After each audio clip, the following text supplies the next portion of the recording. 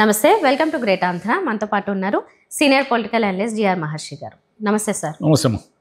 Sir, YS Jagan గారి పాలన అంతా కూడా అప్పులు చేస్తున్నారు, అప్పులమయమైపోయింది, రాష్ట్రం శ్రీలంక అయిపోతుంది, మరో శ్రీలంక అన్నారు, ఇంకోటి అన్నారు, చాలా అప్పులు చేస్తారని ఇంకా అదే ప్రచారం జరుగుతూనే ఉంది. కానీ వాళ్ళు చెప్పిన లెక్కలకి తర్వాత అసెంబ్లీలో చెప్పిన దానికి దేనికి పొంతం లేకుండా సరే అప్పుడు వాళ్ళ కౌంటర్ని వాళ్ళే బ్రేక్ చేసుకున్న పరిస్థితి కనిపించింది. తర్వాత ఇప్పుడైతే మాత్రము మేము సంపద సృష్టిస్తాము, దాని ద్వారా అన్నీ చేస్తామని చెప్పిన చంద్రబాబు నాయుడు గారు పాలన మొదలైనప్పటి నుంచి ఇప్పటికే ఎన్నో అప్పులు చేశారు. అది విత్ గణాంకాలతో ఉన్నది. ఎందుకంటే ముందు చెప్పినవన్నీ కూడా నోటు లెక్కలు అంతే, దీనికి ఆధారాలు ఉన్నాయి, ఆయన చేసింది కనిపిస్తుంది కూడా.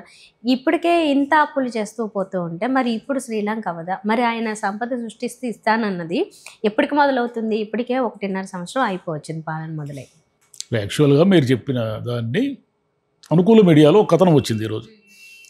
అదేంటంటే పోటెత్తుతున్న లోటు ఏమని వచ్చిందంటే, అంతకంతకు పెరుగుతున్న వ్యయం, ఆ మేరకు పెరగని ప్రభుత్వ ఆదాయం. ఇది పాయింట్ గుర్తుపెట్టుకుంది. దీనివల్ల రెవెన్యూ లోటు పోటెత్తుతుంది. మళ్ళీ అక్కడ కూడా మళ్ళీ చంద్రబాబు నాయుడు గారికి కవరేజ్ ఎలా ఉంటుందంటే, 5 ఏళ్ల జగన్ హయాంతో పోలిస్తే గణనీయమైన మార్పు కనిపించినప్పటికీ, అంటే జగన్ గారి హయాంలో కంటే కూడా కంపారిటివ్లీ చాలా గణనీయంగా మార్పు ఉందంట. ఓకే, ఎందుకు ఏముందో మాట్లాడదాం.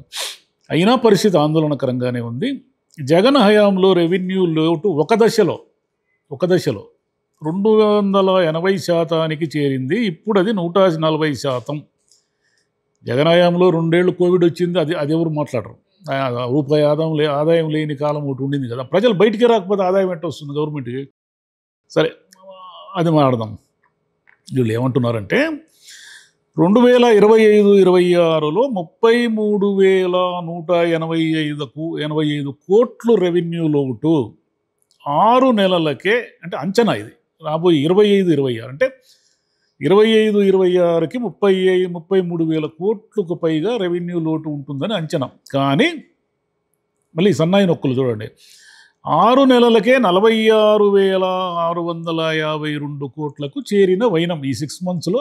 ఎంత కాగ్ రిపోర్ట్ ఇది, వీళ్ళు ఏం సొంతంగా పెట్టేది కాదు. ఎందుకంటే అనుకూల మీడియానే ఇది. సాక్షిలోనూ వాళ్ళు అంబటి రాంబాబు గారు ప్రెస్ మీట్ పెట్టి చెప్తే, బుగ్గన రాజేంద్రనాథ్ రెడ్డి గారు ప్రెస్ మీట్ పెట్టి చెప్తే వాళ్ళు వైసీపీ వాళ్ళు అట్టే మాడతారు, మేము బ్రహ్మాండంగా ఉన్నామని అంటారు. అనుకూల మీడియాలోనే వచ్చింది ఇది. తొలి 6 నెలల్లో 63,152 కోట్ల అప్పు. ఇదంతా చెయ్యాలంటే అనవసర వ్యయాలను తగ్గించుకోవాలి. అది మళ్ళీ జగన్ గారి హయాంలో ఏం జరిగిందో చెప్తున్నారు. 2022-23 అంటే మొత్తం 5 ఏళ్ళ గురించి మాట్లాడడం లేదు. 2022-23లో బడ్జెట్ అంచనాల్లో రెవెన్యూ లోటు 17,036 కోట్లు ఉంటుందని లెక్కించగా 10 నెలలకే ఆయన 47,958 కోట్లకు చేర్చాడు. అంటే 281% చేర్చాడంట ఆయన. ఇప్పుడు ఏప్రిల్-సెప్టెంబర్ నాటికి 46,652 కోట్లు రెవెన్యూ ఉంది. కాబట్టి ఇప్పుడు ఏం చెయ్యాలి? మొత్తం ఆదాయం లేదు. సో ఆదాయం అంటే ఎక్కడి నుంచి వస్తుంది? జిఎస్టీ వసూళ్లు, స్టాంపులు, రిజిస్ట్రేషన్లు, భూమి శిస్తు, అమ్మకపు పన్ను, రాష్ట్ర ఎక్సైజ్ సుంకాలు, కేంద్ర పన్నుల్లో వాటాలు, ఇవన్నీ ఇంగిది కాకుండా జిఎస్టీ, అవి ఇవి అన్నీ కలిపి మనకు ఆదాయం రావాలా. కానీ మొత్తం పెరిగిపోతూ ఉంది. ఎంత పెరిగిపోతూ ఉంది? 100 రూపాయలు ఖర్చు ఉంటే మనకు 34 రూపాయల ఆదాయం ఉంది. 66 రూపాయలు మనం అప్పు చేస్తున్నాం. ఒక ఉదాహరణకి ఇది ఒక కుటుంబానికి అన్వయిద్దాం. ఏ కుటుంబంలోనైనా 100 రూపాయలు ఖర్చు ఉందనుకోండి నెలకు. 100 రూపాయలకి ఏమీ రాదు, నేను ఉదాహరణ చెప్తాను. 100 రూపాయలు ఖర్చు ఉంటే 34 రూపాయలు ఇన్కమ్ ఉంటే ప్రతి నెల 66 రూపాయలు అప్పు చేయాలి. అలా అప్పు చేస్తే ఎంతకాలం చేసుకుంటూ పోతారు? వీళ్ళు యావరేజ్న నెలకు 10,000 కోట్లు అప్పు చేస్తున్నారు. యావరేజ్న అంటే 6 నెలలకు 66,000 కోట్లు అంటే నెలకు 10,000 కోట్లనే కదా. ఈ అప్పంతా తెచ్చి ఏం చేస్తున్నారయ్యా అంటే పథకాలు ఇస్తున్నారు, ఏవో మేము పింఛన్లు ఇస్తున్నాం, అవి ఇస్తున్నాం, ఇవి ఇస్తున్నాము, ఏదో చెప్తున్నారు. సరే, అందులో అనవసర ఖర్చులు అన్నారు కూడా కదా. అనవసర ఖర్చులు అంటే ఏమొస్తాయి? ఇప్పుడు మనము ఒక విషయం మాడదాం. జగన్ గారు 5 సంవత్సరాల్లో శ్రీలంకను చేశాడు, వెనిజులా చేశాడు, రాష్ట్రం అప్పుల కుప్పైపోయింది, రోడ్లు గుంతలు పూడ్చే కూడా డబ్బులు లేవు ఆయన దగ్గర. ఆయన పథకాలు బటన్ నొక్కడము తప్ప ఏ పని చేయడు. కాబట్టి ఆయన్ని దించండి అని మీరందరూ కూటమి పవన్ కళ్యాణ్ గారి దగ్గర నుంచి చంద్రబాబు నాయుడు గారి వరకు, లోకేష్ గారి వరకు అందరూ మీరు ఉపన్యాసాలు ఇచ్చారు, బాగానే ఉంది. మీరు ఆ సూపర్ 6 పథకం ఇచ్చారు, దానికి బీజేపీ నాకు సంబంధం లేదనింది. సరే, పవన్ కళ్యాణ్ గారు, చంద్రబాబు నాయుడు గారు దానికి బాధ్యులు, నో డౌట్. జగన్ గారు ఏమన్నారు అప్పుడు ఎన్నికలప్పుడు? నేను ఇంతకు మించి పథకాలు ఇవ్వలేను, ఇప్పుడు ఉన్న వాటికి ఇవ్వడానికే ప్రభుత్వం మీద భారం ఎక్కువ పడుతుంది అన్నారు. మీరేమన్నారు? అయ్యా, చంద్రబాబు నాయుడు గారు అనుభవజ్ఞులు, మీ మాదిరి కాదు, మీకు అనుభవం లేదు, అందుకు పాలన చేయలేకపోయారు. ఈయన తన అనుభవంతో సంపద సృష్టించి జనాలకు పథకాలు ఇస్తాడు, అభివృద్ధి చూపించి పథకాలు ఇస్తూ సమన్వయం చేస్తాడు, అభివృద్ధిని ప్రజల సంక్షేమ పథకాలని సమన్వయం చేస్తాడు అని చెప్పారు. మీరు జనం నమ్మారు, మీరు అధికారంలోకి వచ్చారు. ఎక్కడ సృష్టించారు? 1.5 ఇయర్గా మీరు సంపద సృష్టి ఎక్కడ చేశారు? 1,00,000 కోట్లకు పైన అప్పులు చేసేశారు. మీరు గవర్నమెంట్ గెలిచేటప్పుడు మీరేం చెప్పారు? గెలిచిన తర్వాత మీరేం చెప్పారు? డబుల్ ఇంజిన్ సర్కారు వల్ల మోదీ గారి ప్రభుత్వం నుంచి మనకు రావలసినవన్నీ మనం రాబట్టి రాష్ట్రాన్ని అభివృద్ధి పథంలో నడిపిస్తామని చెప్పారా లేదా? ఏం తెచ్చుకున్నారు మోదీ గారి ప్రభుత్వం నుంచి? అప్పులు తెచ్చుకున్నారు. మోదీ గారు కూడా అప్పుల వరకు మనకు చంద్రబాబు నాయుడు గారికి ఫ్లెక్సిబుల్గా ఇస్తున్నారు. మీరు కావాలంటే ఈ పట్టిక చూసి చూడండి, కాగు వాళ్ళు ఇచ్చిన పట్టిక కానీ ఏదైనా కానీ, దాంట్లో మిగిలిన రాష్ట్రాల కంటే మన రాష్ట్రం అప్పుల్లో టాప్ 1లో ఉంది. ఎందుకు టాప్ 1లో ఉందంటే, సరే ఈయన మీద మోదీ గారు ఆధారపడి ఉండడము, ఉమ్మడి కూటమిలో గవర్నమెంట్ ఉమ్మడిగా ఉండడం అనేది ఒక పాయింట్ ఉంది. కాబట్టి మోదీ గారు మీకు అమరావతికి డబ్బులు ఇచ్చారు, అమరావతికి ఆ బ్యాంకుల నుంచి అంతా తెచ్చుకున్నారు. మీరు అమరావతికి ఏమన్నా నిధులు ఏమన్నా తెచ్చుకోలేదు కదా. మోదీ గారు మీకోసం ఏమన్నా ఒక 50,000 కోట్ల రూపాయలు నిధులుగా ఏమి ఇవ్వలేదు కదా. ఆయన ఏమిచ్చారు? అప్పిచ్చారు. ఆసియన్ డెవలప్మెంట్ బ్యాంక్ కానీ, ప్రపంచ బ్యాంక్ కానీ, వీళ్ళందరూ కూడా వీళ్ళుగా ఫైనాన్షియల్ కన్సార్టియం ఏమో తెచ్చుకున్నారు కదా. అవన్నీ కూడా మనం వడ్డీతో సహా కట్టాల్సిన అప్పులు, దాంట్లో ఏం డౌట్ లేదు. మరి మీరు 1.5 ఇయర్కే 1,00,000 కోట్ల అప్పులు దాటించేశారు, కార్పొరేషన్లని తాకట్టు పెట్టారు, ఇవన్నీ చేశారు, మళ్ళీ సంపద సృష్టిస్తామని ఇప్పటికీ చెప్తున్నారు. మీ అనుకూల మీడియాలో వచ్చిన కథనాన్ని 2 రకాలుగా చూడొచ్చు. ఒకటి, జగన్ గారి కంటే ఈయన బాగా పాలిస్తున్నాడు అని కంపేర్ చేయడానికి. జగన్ గారి హయాంలో మొదటి 2 ఏళ్ళు కోవిడ్ వస్తే ఆయనకు రూపాయి ఆదాయం లేకుండా ప్రభుత్వాన్ని నడిపాడు, పథకాలన్నీ ఇచ్చాడు, జనాన్ని ఆదుకున్నాడు అనే పాయింట్ ఎవరు మాట్లాడరు. ఆయనకు కోవిడ్ 2 ఏళ్ళు ఎవరికి ఆదాయం లేదు కదా. ఎక్కడి నుంచి వస్తుంది ఆదాయం? జనాన్ని బయటికి రానికపోతారు, ఇంకా ఆదాయం ఎక్కడి నుంచి వస్తుంది? అయినా మేనేజ్ చేశాడు. ఆయన అప్పులు చేసినాడు అంటే దానికి ఒక రీజన్ ఉంది, కోవిడ్ అనేది. మీకేం రీజన్ ఉంది 1.5 ఇయర్గా? ఏమంటే జగన్ మాకు అన్ని పెండింగ్ పెట్టిపోయినాడు అంటారు. అందరూ పెండింగ్ పెట్టిపోయేది కదా, మీరు పెట్టుకోలే పోయినసారి. ఇప్పుడు ఏంటంటే ప్రాబ్లం ఏమిటంటే, ఒక్కటే అప్పులు ఎక్కువైపోయినాయి. ఈ అప్పులకు కారణం ఏమిటి?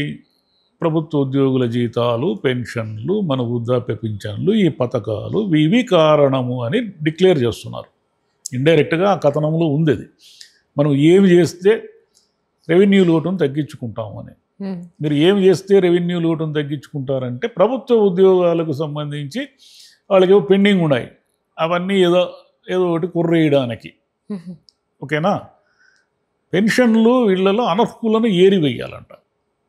అనర్హులను ఏరివేత అనే దాని పేరుతో కొన్ని లక్షల పెన్షన్లు ఎగ్గొట్టడానికి, పథకాల అనర్హుల పేరుతో కొన్ని లక్షల మందిని ఎగ్గొట్టడానికి. ఇలా మీరు డబ్బు ఆదా చేసి రెవెన్యూ లోటుని పరిష్కరిస్తారట. ఇవే అనవసరమైన ఖర్చుల్లోకి వస్తాయి. ఇలా ఉంది అంటే అనవసరమైన ఖర్చులు తగ్గించుకుంటే బాగుంటుంది అని కూడా అన్నారు కదా. ఎక్కడ అనవసరమైన ఖర్చు అంటే ఏమిటి? మీరు ఇచ్చిన పథకాలే కదా, సూపర్ 6 మీరే కదా చెప్పారు. మీరు చెప్పండి ఏమైనా జనం అడిగారా?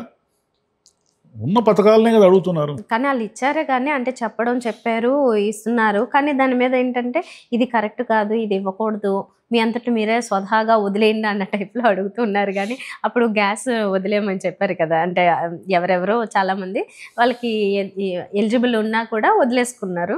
వీళ్ళు కూడా పథకాలు అలా మామూలు ప్రజలైతే వదిలే అవకాశం లేదు, వాళ్ళకి అవసరం కాబట్టి. ప్రాబ్లం ఎక్కడుందంటే, విపరీతంగా అప్పులు చేయకుండా ఉండలేని పరిస్థితికి వచ్చింది రాష్ట్రం. ఎందుకంటే ఈ పథకాలు కావండి, అన్నీ ఉన్నాయి కదా. వీళ్ళకి ఆదాయం వచ్చే మార్గాలన్నీ కూడా సజావుగా లేవు. ఆదాయాలు ఎలా వస్తాయి? మీకు రియల్ ఎస్టేట్ బిజినెస్ పెరిగితే, భూములకు విలువ పెరిగితే, స్టాంప్ అండ్ రిజిస్ట్రేషన్, వీటి మీద ఆదాయం వస్తుంది మనకు. ప్రజల్లో ద్రవ్య చలామణి అంటే జనంతో డబ్బు ఉంటే, అంటే మీకు మీ దగ్గర ఫ్లెక్సిబుల్గా డబ్బు ఉంటే మీరు ఏం చేస్తారంటే ఖర్చు పెడతారు. మీరు పెట్టే ఖర్చుల నుంచి ప్రభుత్వానికి ఆదాయం వస్తుంది అనేక పన్నుల రూపంలో. జనం దగ్గర డబ్బు చలామణి ఎంత పెరిగితే అంత డబ్బు వస్తుంది, ప్రభుత్వానికి ఎంతో కొంత ఆదాయం వస్తుంది. ఇప్పుడు ఏం జరుగుతూ ఉందంటే వ్యవసాయం ఏమో గిట్టుబాటు లేదు, అంటే అగ్రికల్చర్ ఆదాయం పడిపోతూ ఉంది రైతులకి. రెగ్యులర్గా మీరు ఇచ్చే జీతాలు పెన్షన్లు ఏమీ కూడా తగ్గించలేరు. ఒకవైపు మీకు ఇతరత్ర వచ్చే ఆదాయాలు తగ్గిపోతున్నాయి. మద్యం ఆదాయంలో కూడా మీకు గండిపడే విధంగా మీ వాళ్ళే కల్తీ మద్యం చేస్తున్నారు, మీ వాళ్ళే సిండికేట్ అయిపోతున్నారు, మీ వాళ్ళే బార్లకు కానీ వీటన్నిటికీ కానీ వాళ్ళకు నోటిఫికేషన్ వస్తే దానికి అప్లై చేయకుండా అందరినీ బెదిరిస్తున్నారు.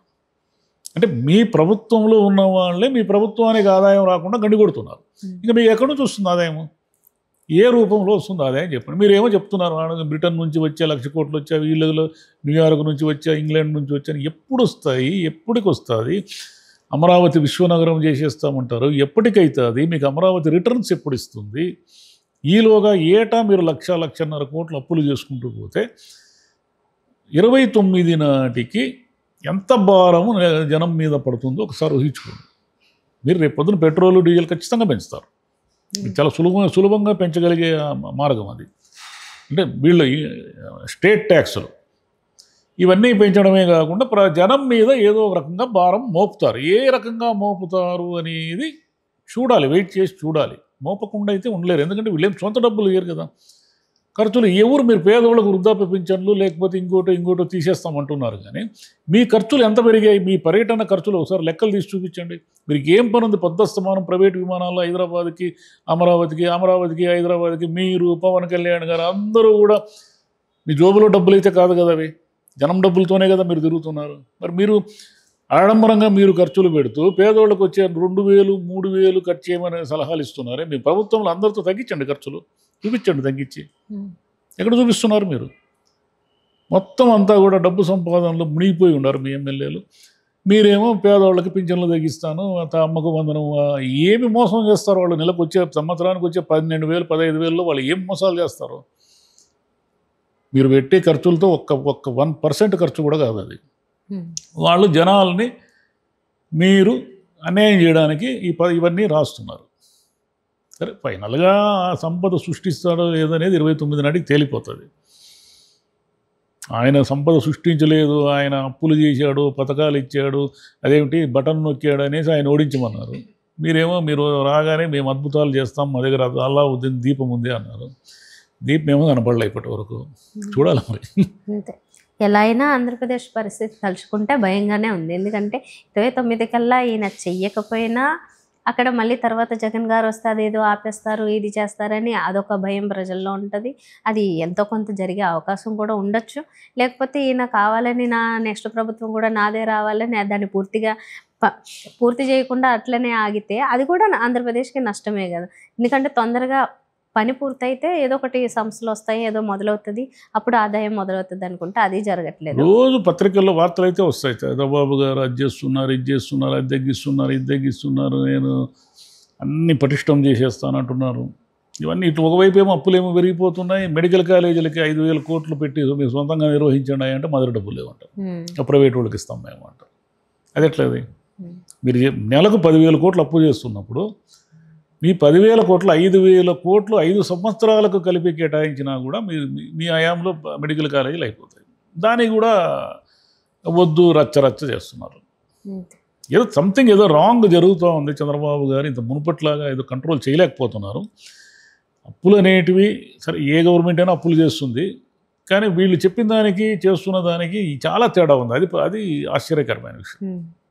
రైట్ సార్, చూద్దాం అది దాని క్లారిఫికేషన్. మరి పవర్ పాయింట్ ప్రజెంటేషన్లు ఇస్తారు కదా, అలాంటి దీని మీద ఇస్తే కానీ మనకు అర్థం కాదంతే. ఇంకా చంద్రబాబు నాయుడు గారు చెప్పాలి ఏం చేశాను, ఎలా చేశాను. ఇదే కథనం సాక్షిలో కనుక వచ్చింటే ఈరోజు అందరూ టీడీపీ వాళ్ళందరూ ప్రెస్ మీట్లు పెట్టి చంద్రబాబు నాయుడు గారి అభివృద్ధి ఓర్వలేక, చంద్రబాబు గారు చేస్తున్న 1,00,000 కోట్ల పెట్టుబడులను సహించలేక వీళ్ళు ఇట్లా మాడుతున్నారని అని ఉండేవాళ్ళు.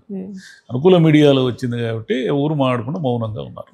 అంటే ఒక రకంగా రేపు పొద్దున జరగబోయే కోతలకు ఇదొక curtain raiser. Right sir, thank you.